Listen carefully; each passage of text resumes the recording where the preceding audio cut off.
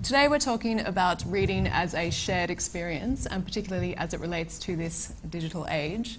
We know that reading can provoke a very strong response in people, and it can lead people to want to share this response with other people.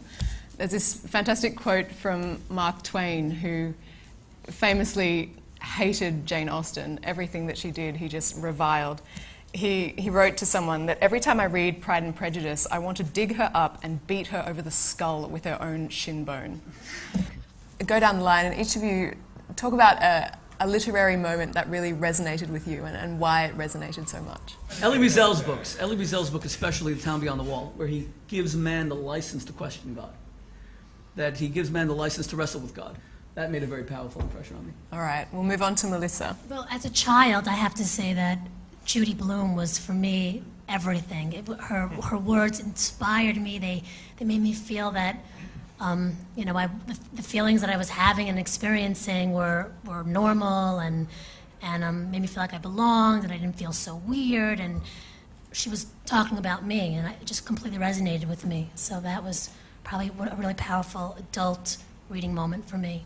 I have to give you some credence, because you're right, it's the books you read really early that stick with you. So now I'm remembering when I was young and my dad wanted me to understand logic.